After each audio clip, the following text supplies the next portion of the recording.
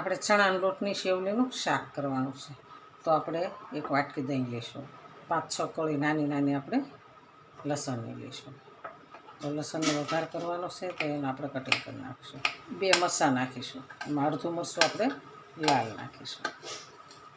આપણે એને ઝીણું ઝીણું કટિંગ કરી લઈશું. હાથે સેવલી પાડવાની છે આપણે, બહુ મસ્ત શાક લાગે. હવે આપણે વાટકીમાં ચણાનો લોટ લઈશું, આપણે અડધી વાટકી લઈશું. એને આપણે પાણીમાં લોટ નાખીશું. આપણે થોડુંક અમથું મીઠું નાખીશું, ઝાઝું નથી નાખવાનું, થોડુંક નાખવાનું. થોડુંક અમથું આપણે ધાણા જીરું નાખીશું, થોડીક આપણે હળદર નાખીશું, જરીક આપણે હિંગ નાખીશું. આપણે આને હવે મિક્સ કરી દઈશું.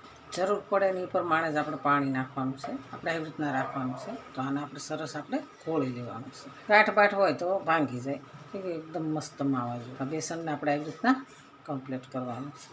હવે આપણે જઈશું વઘારમાં. આપણે આને સાઈડમાં લઈ લઈશું. હવે આપણે આવી તપેલી લેવાની છે.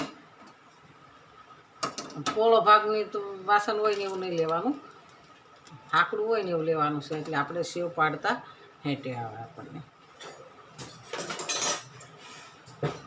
હવે આપણે ગેસ ચાલુ કરીશું. આપણે એની અંદર 1.5 પાવડું તેલ નાખવાનું, જીરાનો વઘાર કરવાનો. થઈ જાય એટલે આપણે લસણ નાખવાનું.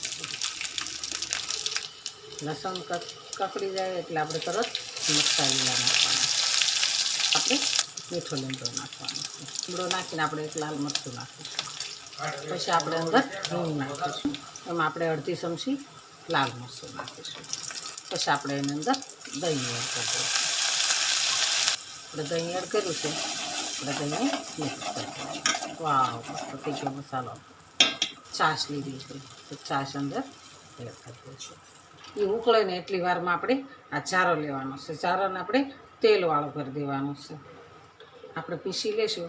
આ પીસીની મદદથી આપણે તેલવાળો કરી દઈશું. 2 ચમચી ખાંડ નાખવાની છે, એટલે આપણે ખાટું ને મીઠું સરસ શાક થાય.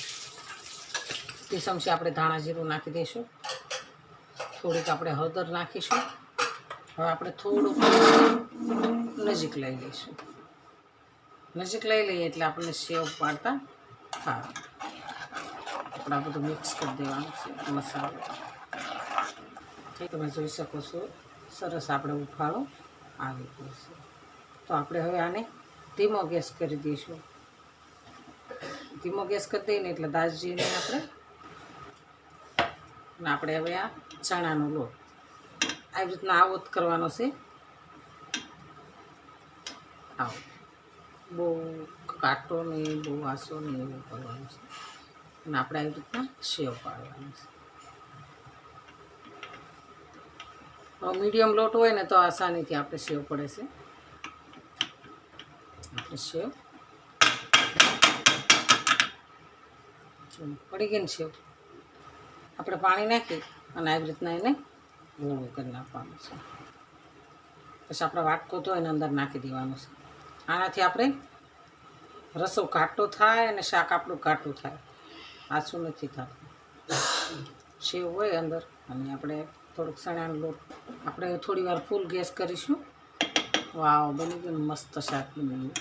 આપણે થોડુંક એમાં ગરમ મસાલો નાખીશું. ગરમ મસાલો નાખીએ એટલે સુગંધ એટલી મસ્ત આવે અને સ્વાદિષ્ટ સારો આવે. ઘટે શાક થઈ ગયું છે. તો હવે આપણે ગેસને બંધ કરી દઈશું. આપણું ખાટું ને મીઠું સરસ સેવલીનું શાક તૈયાર છે.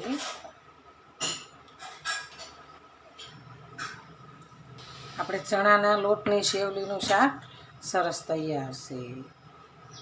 તો હાલો ખાવા. જો અમારો વિડીયો ગમે તો લાઈક, શેર અને સબસ્ક્રાઈબ કરી દેજો. રાધે રાધે.